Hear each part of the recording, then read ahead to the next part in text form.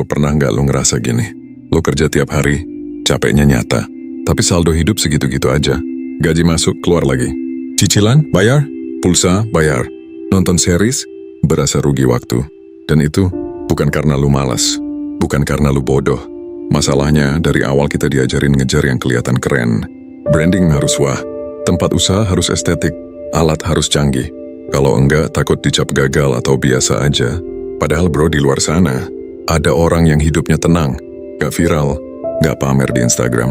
Tapi duitnya jalan terus, stabil, aman, tanpa drama. Lu pernah mikir gak, kenapa bisnis yang kelihatan biasa aja, yang orang lain anggap remeh, justru bisa bikin pemiliknya pelan-pelan naik kelas finansial? Sementara bisnis yang kelihatan canggih, estetik, hits banget di feed, banyak yang tumbang dalam 2-3 tahun. Di video ini kita nggak cuma kasih contohnya, kita bakal bongkar logika di balik bisnis yang diam-diam bikin kaya. Lu bakal ngerti kenapa orang sukses kadang nyambi di bisnis yang kelihatan nggak keren, dan kenapa banyak orang gagal karena terlalu fokus sama gengsi dan pencitraan. Jadi tetap stay di sini, karena sebentar lagi kita bakal masuk ke pola pikir yang bikin uang milih ke tempat yang tepat, bukan yang cuma kelihatan keren doang. Sekarang gue pengen lo refleksi sebentar. Sejak awal, kebanyakan dari kita dikasih mindset yang sama. Bisnis yang bagus itu yang kelihatan besar, modern, dan cepat berkembang. Instagram penuh sama itu. Feed TikTok penuh sama itu. Semuanya bilang, kalau usaha lu kelihatan keren, pasti duitnya jalan. Masalahnya, itu cuma pencitraan. Kenyataannya, banyak yang baru jalan setahun, tapi udah pusing mikirin branding mahal, tempat estetik, alat canggih, bahkan gaji pegawai duluan. Arus kasnya masih tipis. Tekanan mentalnya udah kayak naik roller coaster tiap minggu. Lihat data bro, menurut laporan terbaru UMKM di Indonesia, lebih dari 60% usaha kecil tumbang sebelum usia 3 tahun. Alasannya klasik, biaya operasional tinggi, pasar nggak stabil, tekanan gaya hidup pemiliknya sendiri.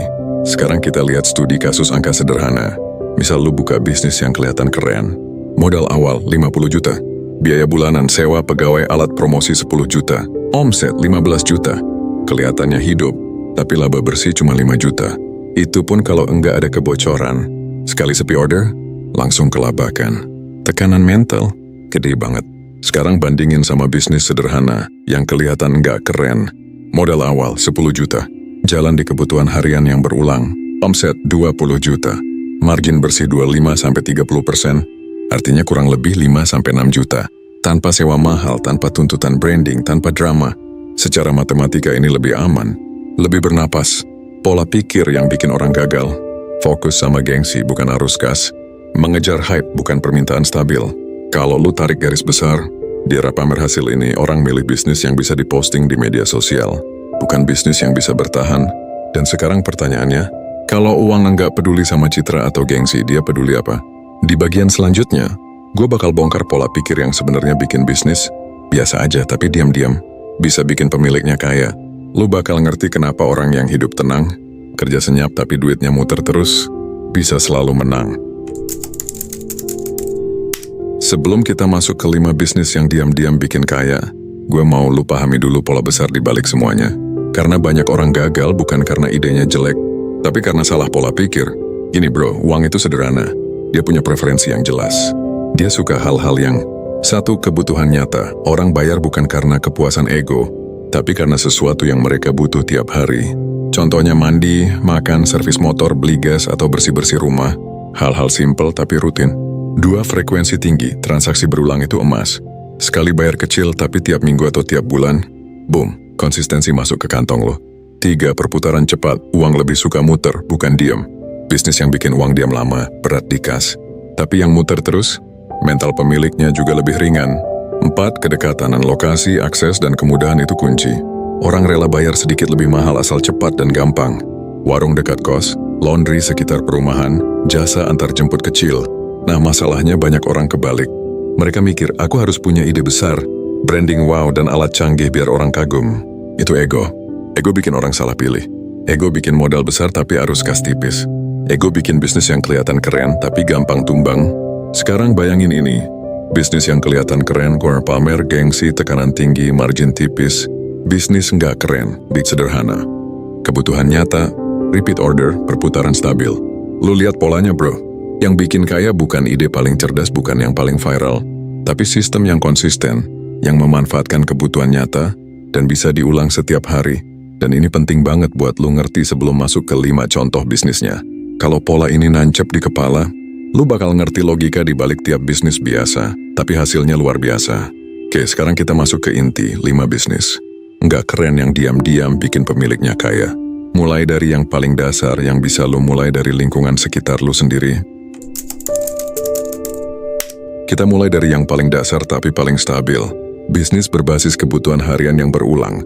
Lo pasti tahu contoh-contohnya. Isi ulang, gas LPG, laundry kiloan, atau bahan pokok sederhana.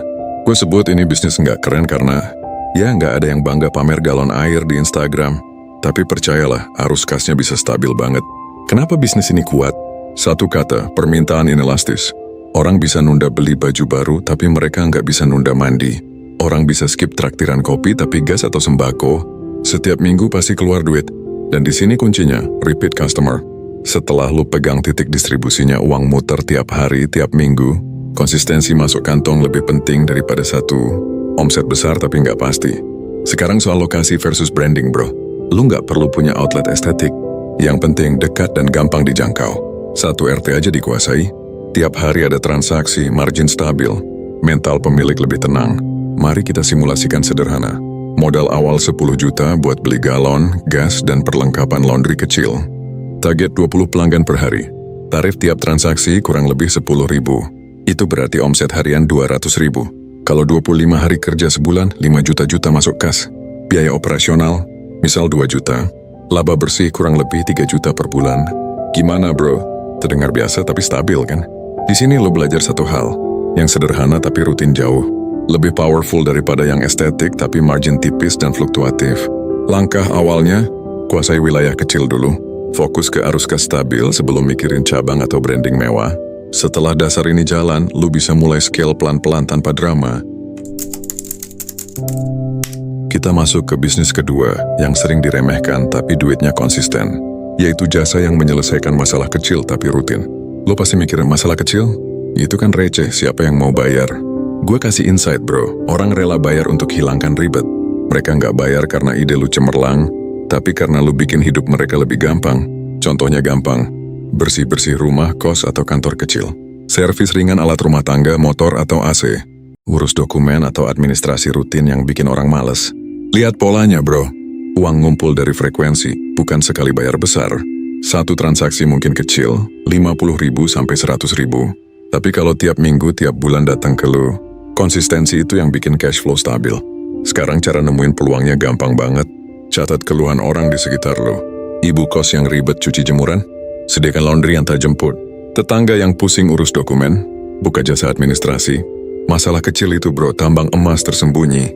Orang lain ngelihatnya remeh, tapi kalau lo eksekusi konsisten, duit muter terus. Mini story-nya begini. Bayangin lu buka jasa bersih-bersih. 5 rumah per hari kali 70.000 hasilnya 305.000. 20 hari kerja hasilnya 7,5 juta per bulan. Biaya operasional kurang lebih 1,5 juta. Laba bersih kurang lebih 6 juta. Dan yang paling penting bro, mental pemilik lebih aman. Nggak perlu pusing sama branding mewah. Nggak perlu viral. Yang penting rutin, konsisten, dan bikin hidup orang lain lebih gampang. Disinilah logikanya. Banyak orang nyari ide besar, tapi masalah kecil yang rutin justru lebih mudah dijalankan, bisa direplikasi dan arus kasnya stabil. Kita masuk ke bisnis ketiga yang sering banget diremehkan, yaitu distribusi, bukan produksi. Banyak orang pengen jadi pencipta, bikin produk sendiri, inovatif, estetik, semua keren di Instagram.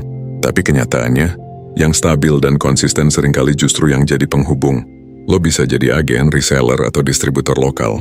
Margin tiap transaksi mungkin tipis, tapi volume dan frekuensi stabil banget. Dan yang paling penting, arus kas muter terus tanpa drama produksi yang ribet. Analoginya gampang, bayangin sungai. Yang bikin kaya bukan airnya, tapi yang pegang pintu air. Yang bisa atur aliran, distribusi, dan mutarnya. Air banyak, tapi kalau nggak ada orang yang ngatur, percuma. Mari kita lihat contoh sederhana. Lu jadi reseller produk kebutuhan rumah tangga. Ambil 50 item per minggu kalikan margin. 5.000 hasilnya 250.000. Tapi repeat order tiap minggu. 4 minggu hasilnya 1 juta, cuma dari satu produk dan satu wilayah. Sekarang kalau lu tambah produk lain atau wilayah lain, Boom. Volume meningkatkan, stabil, mental lebih lega. Intinya, jadi penghubung itu jauh lebih aman daripada selalu jadi pencipta. Lu nggak pusing riset produk baru, nggak stres sama produksi, fokusnya cuma arus barang dan aliran uang. Kalau sistemnya rapi, bisnis ini gampang direplikasi dan scalable. Dan lagi, ini konsep yang banyak orang lewatkan.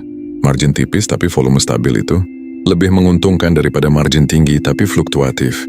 Uang suka muter, bukan diam di produk keren yang sekali-sekali laku. Sekarang kita masuk ke bisnis keempat, yang banyak orang anggap kerja tukang tapi duitnya stabil banget. Perawatan, bukan penciptaan. Contohnya gampang, servis motor, perawatan alat rumah tangga, maintenance rutin rumah atau kantor. Orang kadang mikir, itu kerjaan kecil, remeh. Tapi disinilah logika uang bekerja, bro. Kenapa kuat? Karena siklus waktu. Barang itu pasti rusak atau butuh perawatan. Motor yang baru dibeli, sekali beli. Tapi servisnya, berkali-kali sepanjang umur motor. AC baru, sekali beli, tapi filter, servis, pengecekan rutin, uang muter terus. Ini yang kita sebut repeat lifetime value. Mindset shift penting, bro. Beli sekali itu instan, tapi rawat berkali-kali itu yang bikin arus kas stabil. Disinilah orang sering salah kaprah. Mereka mengejar penciptaan produk baru terus, berharap satu kali laku besar. Padahal yang bikin stabil adalah siklus rutin dan kebutuhan yang terus berulang. Simulasi sederhana, bro. Lu buka jasa servis motor di lingkungan kecil. 10 motor per hari kali 50.000 hasilnya 500.000. 20 hari kerja sebulan hasilnya 10 juta. Biaya operasional kurang lebih 3 juta. Nih total laba bersih kurang lebih 7 juta. Dan ini baru satu jenis layanan. Kalau lu tambah layanan perawatan alat rumah tangga, AC atau sepeda, volume bertambah, repeat order tetap konsisten, mental pemilik lebih santai. Kuncinya di sini, bro.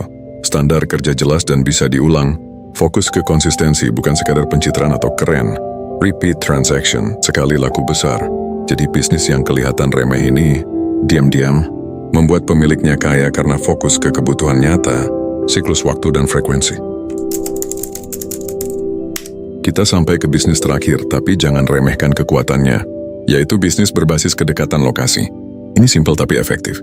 Orang rela bayar lebih sedikit asalkan cepat dan gampang. Contohnya, warung kecil di gang perumahan, fotokopi dekat kos-kosan, layanan harian seperti antarjemput laundry atau paket makanan. Konsep kuncinya yaitu biaya waktu. Orang sering salah kaprah mikir harga harus murah, padahal banyak orang bersedia bayar lebih tinggi asal menghemat waktu dan tenaga. Itu yang disebut convenience premium. Ritme lingkungan juga penting, bro. Lu harus ngerti kapan jam sibuk tetangga, kapan orang biasanya keluar rumah, dan kebutuhan mereka yang paling sering muncul. Kalau lu bisa nangkep ritme ini, transaksi harian bakal stabil, repeat order jalan terus, mental lu juga lebih aman.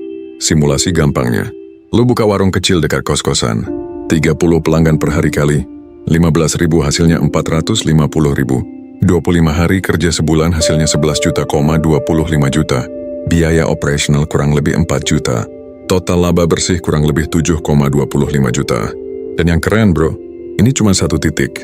Kalau lu ngerti ritme lingkungan, lu bisa scale horizontal. Tambah satu titik dekat kos lain, satu RT lain, tapi tetap lokasi strategis, branding fancy. Disinilah logikanya. Orang lebih menghargai cepat, mudah, dekat daripada yang viral atau estetik. Bisnis yang enggak keren ini diam-diam bikin arus kas stabil. Dan mental pemilik lebih tenang karena repeat order predictable. Jadi bro, kelima bisnis ini punya satu benang merah. Stabil, sederhana, berulang, dan dekat dengan kebutuhan nyata orang. Gak perlu viral, gak perlu pamer, tapi hasilnya nyata. Bro, sebelum kita tutup, gue mau hancurin dulu mitos-mitos yang bikin orang salah jalan. Mitos pertama, bisnis kayak gini gak bisa bikin kaya. Banyak orang mikir bisnis kecil, sederhana, atau enggak keren itu remeh. Padahal kenyataannya, yang bikin orang stagnan bukan jenis bisnisnya, tapi cara mereka jalaninnya. Kalau sistemnya rapi, repeatable, dan konsisten, duit muter terus dan mental pemilik stabil. Mitos kedua, harus modal besar dulu baru bisa jalan. Bro, banyak yang kebalik. Modal kecil tapi diputar cepat, dikunci untungnya, lalu diperbesar pelan-pelan, itu jalan aman dan nyata. Loncat modal besar di awal sering bikin tekanan mental, biaya tinggi, dan risiko gagal lebih besar. Mitos ketiga, kerjaan beginian gak naik kelas. Sebenarnya kunci sesungguhnya ada di replikasi dan standarisasi. Kalau lu bisa standarkan proses, harga jelas, kualitas konsisten, jam buka pasti, dan cara kerja bisa ditiru orang lain, lu bikin mesin penghasil uang yang tahan lama. Intinya bro, Semua bisnis yang kelihatan remeh ini punya satu kekuatan, sistem yang bisa direplikasi plus konsistensi tinggi. Yang bikin kaya bukan ide yang paling cemerlang, tapi sistem yang paling tahan lama. Jadi jangan lagi ngejar gengsi atau pencitraan. Fokus ke kebutuhan nyata, frekuensi transaksi, perputaran uang, dan kedekatan dengan pelanggan. Kalau lu jalanin itu dengan disiplin, lu diam-diam lagi bangun fondasi yang banyak, orang lewatin karena gengsi dan kesalahan mindset. Akhirnya kita sampai di bagian paling penting, action plan konkret. Ini bukan wacana atau motivasi kosong. Ini panduan step by step buat mulai bisnis nggak keren tapi stabil minggu ini. Langkah pertama, mulai dari kebutuhan sekitar. Lihat lingkungan lu sendiri. Tanya simple bro. Orang di sekitar paling sering ngeluarin duit buat apa tiap minggu? Air, sembako, laundry, service, atau hal kecil lain? Jangan mikir tren nasional atau bisnis hits. Mulai dari yang nyata dan rutin. Langkah kedua, kunci arus kas dulu. Banyak orang kebalik. Baru dapat sedikit profit langsung mikir upgrade ini itu. Di fase awal, target lu cuma satu, tiap minggu ada duit masuk. Contohnya laundry kiloan. Jangan buru-buru beli mesin banyak. Kejar pelanggan tetap dulu, bikin skema langganan mingguan atau bulanan. Langkah ketiga, standarisasi hal-hal membosankan. Jam buka jelas, harga konsisten, kualitas stabil. Anggap bisnis lu kayak keran air bro, buka, keluar, tutup, berhenti. Kalau bisa diulang, mental lu lebih tenang. Langkah keempat, tambah frekuensi sebelum tambah cabang. Naikkan jumlah transaksi harian dulu, baru mikir cabang baru. Pertumbuhan horizontal lebih aman, lebih terkontrol, dan cash flow tetap stabil. Langkah kelima, pisahkan ego dari strategi. Bisnis ini alat, bukan gengsi. Fokus ke sistem, bukan pencitraan. Ingat bro, uang nggak datang ke ide paling cerdas. Uang datang ke sistem paling tahan lama. Sekarang giliran lo. Pilih satu bisnis paling realistis dari 5 tadi, tulis di komentar dan kita bangun bareng. Ini bukan soal cepat viral, tapi soal stabil, konsisten, dan naik kelas diam-diam.